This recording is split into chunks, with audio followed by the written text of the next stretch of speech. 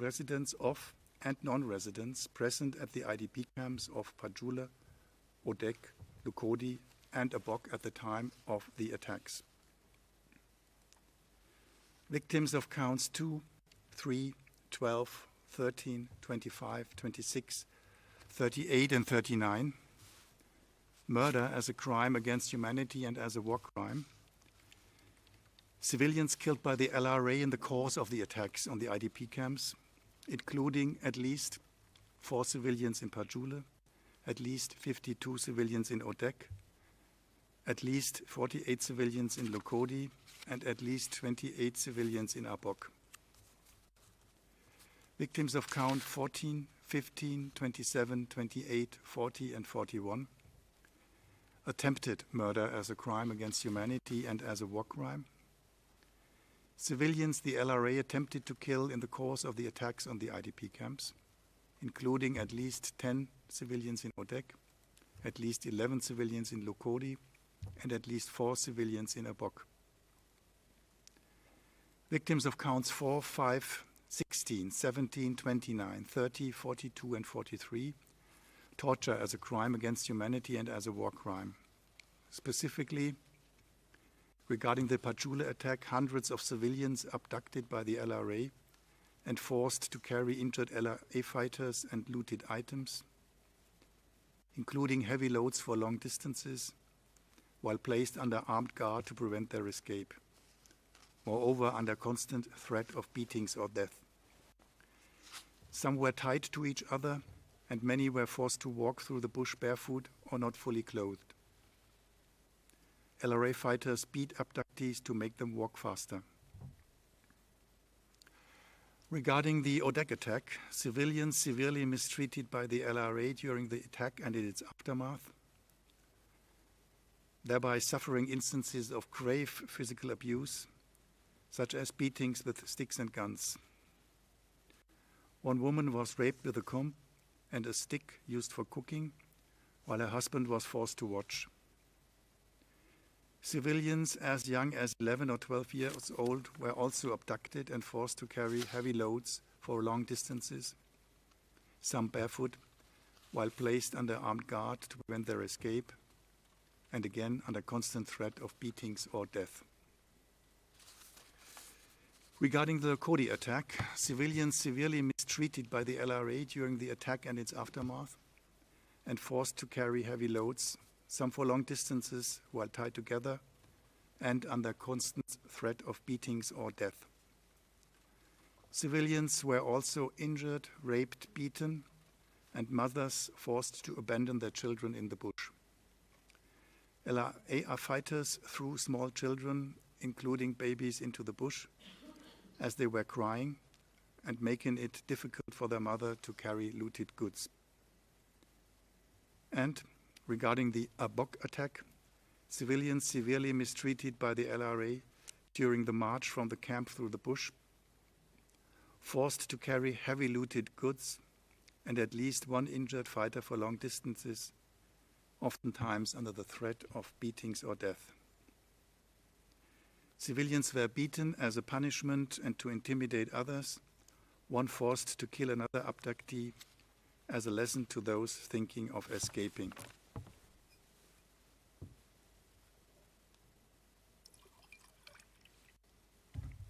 Victims of counts 8, 20, 33, and 46. Enslavement as a crime against humanity. Specifically, regarding the Pajula attack, hundreds of civilians abducted from the Pajula IDP camp by the LRA. Regarding the Odek attack, at least 40 civilians, including men, women, and children as young as 11 or 12 years old, abducted from the Odek IDP camp by the LRA. Regarding the Lukodi attack, at least 29 civilians, men, women, and children, abducted from the Lukodi IDP camp by the LRA. And regarding the Abok attack, many civilians abducted from the Abok IDP camp by the LRA.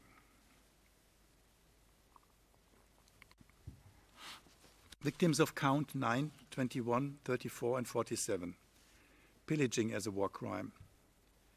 Civilian residents of the IDP camps at the time of the attacks, in light of the widespread looting of homes and shops in the camps, where LRA fighters took food and other property within the context of all four attacks, Pajule, Odek, Lukodi, and Abok.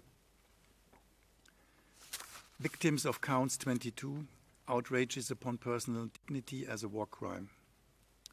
Within the context of the Odek attack, one abductee forced to kill another abductee with a club and forced to inspect corpses. One abductee forced to watch someone being killed.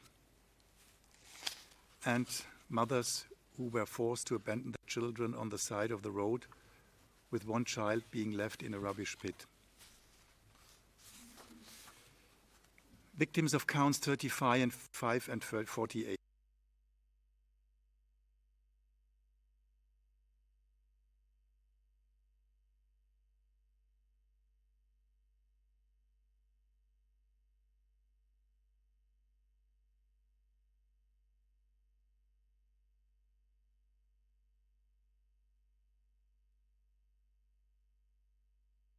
And 49, persecution as a crime against humanity, civilians persecuted on political grounds because they were perceived by the LRA as being affiliated with or supporting the Ugandan government within the context of the Pajule attack, by an attack against the civilian population as such, murder, torture, enslavement and pillaging, the Odek attack by an attack against the civilian population as such, murder, attempted murder, torture, enslavement, outrages upon personal dignity and pillaging. The Lukodi attack by an attack against the civilian population as such, murder, attempted murder, torture, enslavement, pillaging and destruction of property. And the Abok attack by an attack against the civilian population as such, murder, attempted murder, torture, enslavement, pillaging and destruction of property.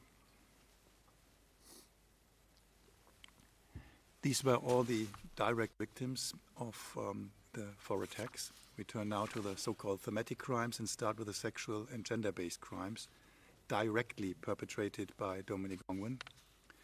Victims of count 50, forced marriage as a crime against humanity, specifically 5 so-called wives at different times during the relevant period. Victims of counts 51 to 56, torture, rape and sexual slavery as crimes against humanity and war crimes. Specifically 4 so-called wives at different times during the relevant period. Victims of count 57, enslavement as a crime against humanity. Specifically 3 women at different times during the relevant period.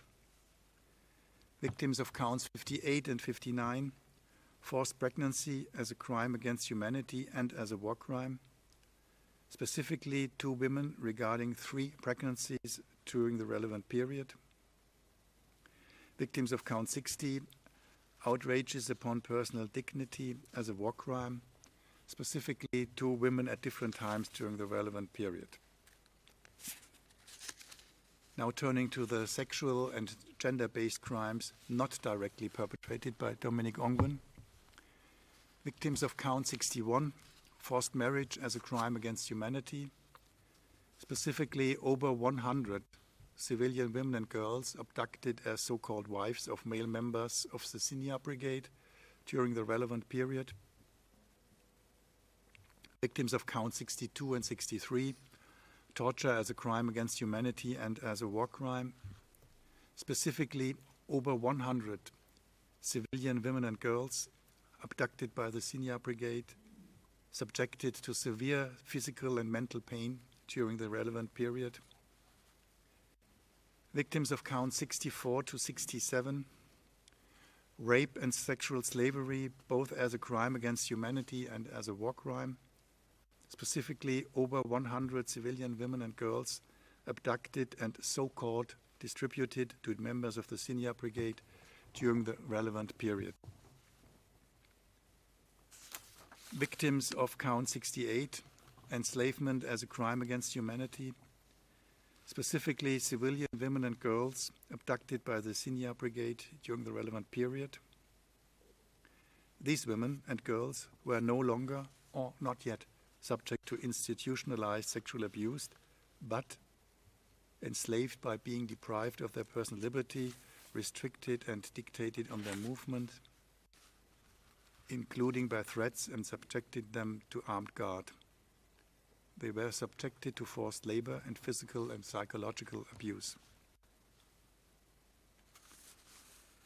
The next group are children born out of forced marriage, forced pregnancy, rape, and sexual slavery. The Chamber recalls its findings in the conviction judgment that the sexual and gender-based crimes directly and not directly perpetrated by Mr. Ongwen resulted in pregnancies. In line with previous jurisprudence, the Chamber finds that the children born out of the crimes of forced marriage, forced pregnancy, rape, and sexual slavery from which Mr. Ongwen was convicted, both as direct as an indirect perpetrator, qualify as direct victims. The harm they suffered was a direct result of the commission of these crimes. The last group of the direct victims, the child soldiers, victims of count 69 and 70, war crime of conscripting children under the age of 15 into an armed group and using them to participate active in hostilities. Specifically, a large number of children under the age of 15 years abducted during the 4 attacks relevant to the charges, and generally between 1st July 2002 and 31st December 2005 in Northern Uganda. They were assigned to service in the Senior Brigade, and they were all direct victims. We turn now to the indirect victims.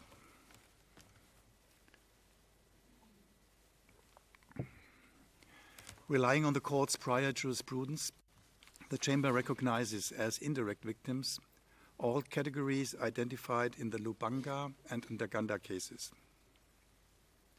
Accordingly, provided they can demonstrate to have suffered personal harm as a result of the commission of the crime against the direct victim, as well as a causal link between the harm and the crimes, indirect victims may include, first, the family members of direct victims.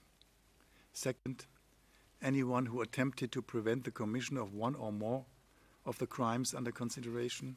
Third, individuals who suffered harm when helping or intervening on behalf of direct victims. And fourth, other persons who suffered personal harm as a result of these offenses. In accordance with previous jurisprudence, indirect victims may include those who witnessed the commission of such crimes, insofar as their personal harm and the causal link with the crime is demonstrated. Regarding the family members of direct victims, the Chamber reaffirms that due regard ought to be given to the applicable social and familial structures in the affected communities. The Chamber subscribes to the understanding that, broadly, in the African continent, including in Uganda, the concept of family goes beyond the strict frame of a couple and their children. It includes their father and mother, brothers and sisters, and also other relatives. However, the Chamber underlines that the definition of victims emphasizes the requirement of the existence of a harm. Accordingly, family members in the broad understanding of the Chamber must always demonstrate to have suffered personal harm. This already leads us to the third element, harm. To define the harm caused to direct and indirect victims, the Chamber considered all relevant information before it. This included specifically the conviction judgment, sentence, the evidence submitted during the trial proceedings, observations by the parties and participants, and the information the Chamber obtained from its assessment of a representative sample of victims' dossiers. The Chamber notes that the evidence overwhelmingly demonstrates that entire families and the community of victims of the attacks on the 4 IDP camps as a whole, tens of thousands of individuals, suffered tremendous harm due to the unimaginable atrocities committed during and in the aftermath of the 4 attacks. We have spoken about that a moment ago in length. Similarly, over 100 women and girls and thousands of children, boys and girls, under the age of 15, suffered profound multifaceted harm as a result of being kidnapped. Many were later subject to sexual and gender-based crimes and or forced to serve as LRA soldiers, being kept in captivity with cruel methods of physical and psychological coercion. The evidence shows that entire communities and families personally experienced the attacks, in which many of their family members, neighbors, friends, and others in their community were killed and severely mistreated. Houses were destroyed and burned, some with their residents still inside. Everything else, including all 8 food stocks, was looted or destroyed. Some civilians managed to escape the attacks, but most of those who survived were then forced to walk next to the bodies scattered through the camps. Civilians were abducted and forced to carry heavy loads of looted goods and injured fighters for long distances, while tied to each other barefooted. They were mistreated, which forced them to walk faster and prevented them from escaping. In some, they suffered great physical and psychological abuse during the walk out of the camps. The examples are distressing. Some were beaten to death, some were forced to kill other abductees, some children were taken from their mothers if they cried or caused their mothers to slow down. These children were thrown in pits and left to die. When reaching the locations of LRA forces where other abductees had been brought, women and girls were so-called distributed to LRA soldiers who subjected them to sexual and gender-based crimes and often held them in sexual slavery for a long time. Children under the age of 15 were integrated into the LRA forces. Some were kept for years, while others never turned home. As a result, the Chamber concludes that the direct victims of the attacks, the direct victims of sexual and gender-based crimes, and the children born out of those crimes, as well as the former child soldiers, suffered serious and long-lasting physical, moral, and material harm. The indirect victim of all these crimes suffered moral and material harm. In addition, the entire community of victims suffered community harm, and children of direct victims suffered transgenerational harm. The Chamber notes that due to the limitations that a summary imposes, it is not able to describe in more detail the great suffering and long-lasting consequences suffered by all victims of the crimes for which Mr. Ongwen was convicted. The Chamber notes, however, that acknowledging the victims' suffering, the reparations order recounts in detail the harm they suffered. This should also serve as a satisfaction measure in this case. I turn now to the fourth necessary element of a reparation order, the types and modalities of reparation. As to the type of reparations, based on the factors set out under Rule 98, paragraph 3 of the rules, the Chamber considers that collective, community-based reparations are the most appropriate type of reparations to address the harm suffered by the victims of this case. The Chamber wishes to make clear that collective community-based reparations refer to both the group that will receive reparations and the mode in which reparations will be delivered. With respect to the group that will receive reparations, the Chamber is referring to the community of eligible victims in this case. Of course, not the Northern Ugandan community at large. Regarding the mode in which reparations are delivered, the Chamber is referring to community-based measures and programs that can reach large numbers of victims in a less resource-intensive manner. In the Chamber's view, the primary reason why collective community-based reparations are appropriate and necessary in this case is the extent of the harm suffered by the, and we can only stress that, by the overwhelming number of eligible victims, estimated by the Chamber to be close to 50,000.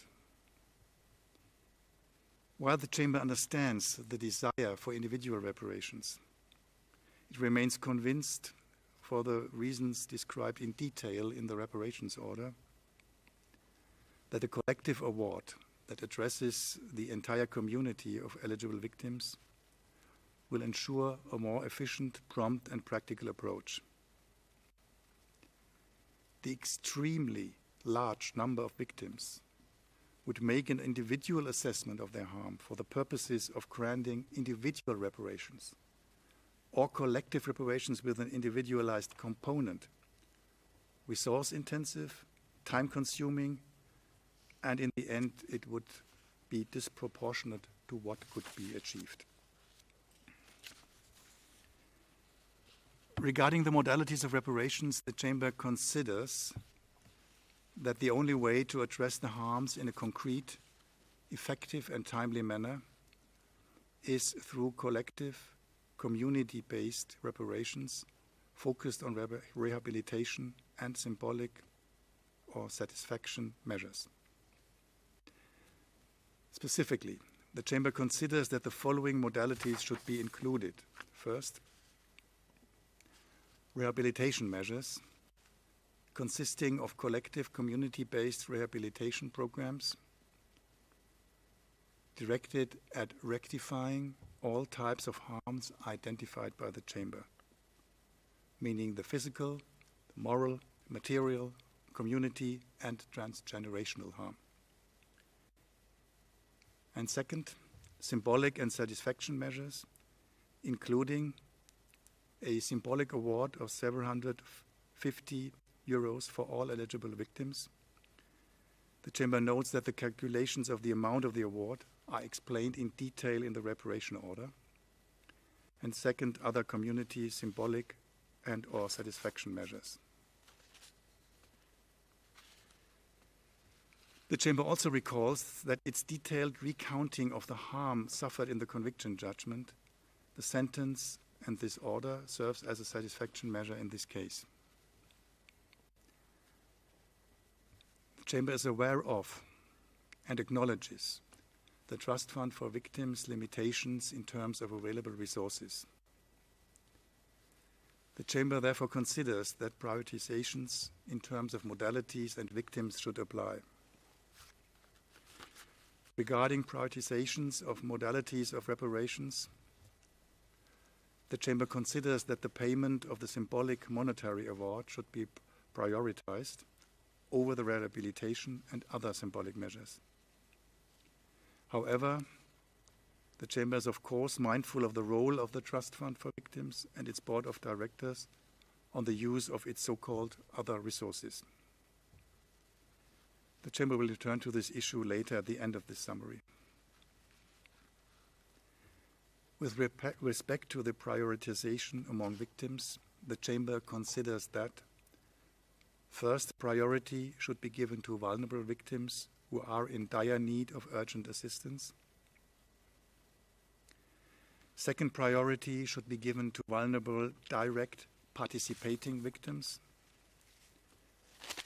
Third priority should be given to all remaining vulnerable victims.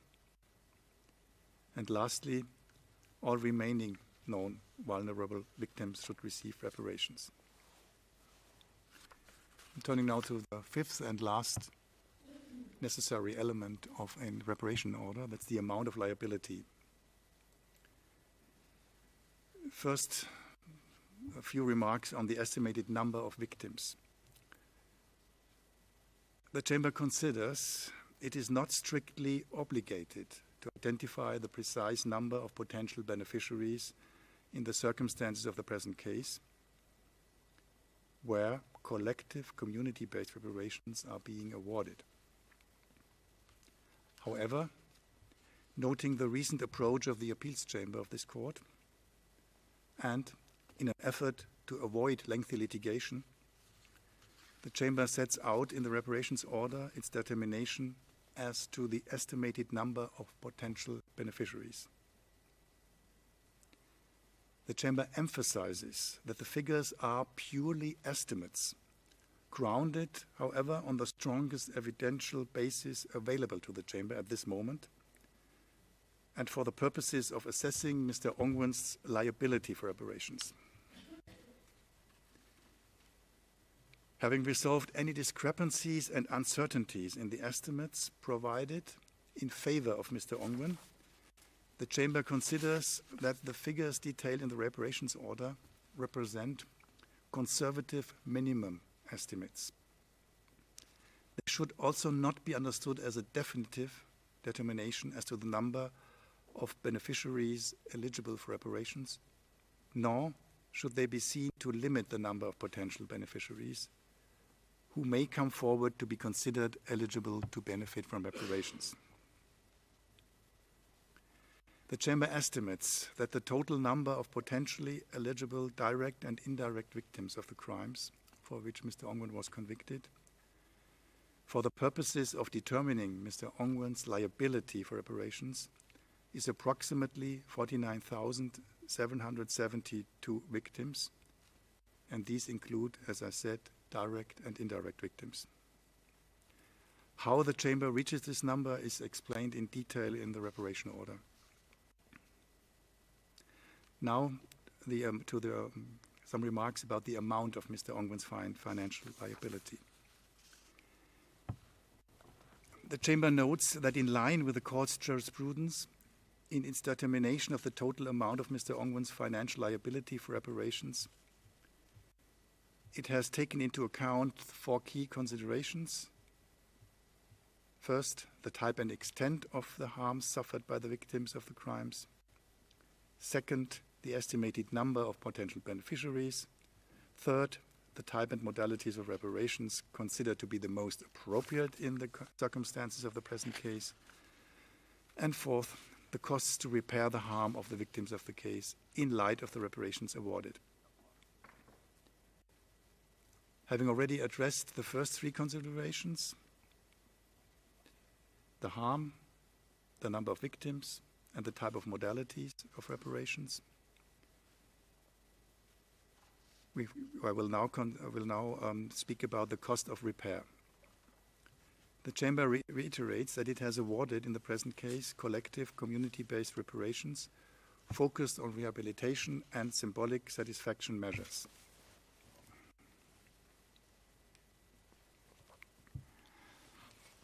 Regarding the rehabilitation measures, the Chamber has considered the submissions from the parties and participants, particularly from the Trust Fund of Victims, and resolved the discrepancies in favor of the convicted person. The Chamber estimates insofar that the cost of implementing the collective community rehabilitation programs ordered in the present case would amount to approximately 15 million euros. Regarding the symbolic and satisfaction measures awarded, the Chamber notes: as to the symbolic award of 750 euros, again, the calculation of which is explained in detail in the reparations order, the Chamber recalls that this is part of the collective community-based program. As such, it is awarded to the benefit of all eligible victims without distinction as to their type of victimhood or harm. In order to calculate the amount required to provide this symbolic payment, The Chamber relies on its estimation as to the total number of victims in the case, which amounts to approximately 49,772 individuals, as I've already said. As such, the total amount required to provide victims with the symbolic payment is 37,329,000 million euros. As to the other community, symbolic and/or satisfaction measures, the Chamber considers it fair and appropriate to estimate the costs, which include, inter alia, apologies, ceremonies, monuments, memorial prayers, reconciliation ceremonies, and so on and so forth, at a total of 100,000 euro. In light of all this, the Chamber estimates that the total amount required to provide the reparations awarded in this case to the victims of the crimes for which Mr. Ongwen was convicted would be approximately 52,429,000 euros. The Chamber is satisfied that setting the amount of Mr. Ongwen's liability for reparations at an amount of 52,429,000 euros is fair, equitable, and appropriate, and takes into account the rights of the victims and those of the convicted person. Now, a few words about the implementation. Pursuant to the applicable legal framework, the Chamber instructs the Trust Fund for Victims to prepare a draft implementation plan, DIP, with the details of the rehabilitation and symbolic measures to be included within the collective community-based reparations awarded. The Trust Fund should submit the DIP for the Chamber's approval within 6 months from the delivery of this order. The Chamber instructs the Trust Fund to consult with the victims on the nature of the collective community-based awards and the methods of implementation. The Trust Fund shall take into account victims' views and proposals when designing the proposed projects. As to the process for the administrative eligibility assessment, the Chamber has decided to adopt the eligibility process designed by Trial Chamber 2 in the Uganda case. As such, identification, collection of information, and eligibility assessment will be the responsibility of the registry through the victims' participation and reparation section. Outreach will also be designed and conducted by the registry to the Public Information and Outreach Section, PIOS. The Chamber notes that no property and assets belonging to Mr. Ongwen have been identified to date, and accordingly, the Chamber finds him indigent for the purpose of reparations. Noting Mr. Ongwen's indigence, the Chamber also acknowledges that it would be for the Trust Fund's Board of Directors to determine whether and when to use its other resources to complement the reparations awarded in the present case. The Chamber encourages the Trust Fund to complement the reparation awards to the extent possible and engage in additional fundraising efforts to the extent necessary to complement the totality of the award. Nevertheless, the Chamber understands that in order for the Trust Fund to be able to fully complement the award, substantial fundraising will need to take place. The Chamber recalls that as soon as the Trust Fund is able to commence implementing the reparations awarded in this reparations order, which the Chamber acknowledges may take time, priority shall be given to the payment of the symbolic monetary awards over the rehabilitation and other symbolic measures. The Chamber also reiterates that considering the limitations in terms of available resources of the Trust Fund, additional priorities have been established in the reparations order. These imply that not all victims would receive the symbolic amount at the same time, of course not. Payments would be issued depending on the victim's urgent needs and vulnerability and the capacity of the trust fund to complement the award. As such, the Chamber underlines that victims cannot expect payments to be executed soon after the issuance of this reparations order. Moreover, in light of the convicted person's indigency, the Chamber acknowledges that there is a concrete risk that awards may not be paid if the trust fund does not manage to raise sufficient funds to complement the award. In light of this, the Chamber takes the opportunity to encourage states, organizations, corporations, and private individuals to support the Trust Funds for Victims' mission and efforts and contribute to its fundraising activities. Lastly, the Chamber would like to once again acknowledge the victims' suffering and express its concern and compassion for them. The Chamber also underlines its sincere hope that sooner rather than later, they will receive the reparations awarded in this order, allowing them to address the harm they suffered in a concrete, effective, and timely manner. This concludes the short summary of the reasons for this reparation order, which are explained, as I already have said, in much more detail in the order itself.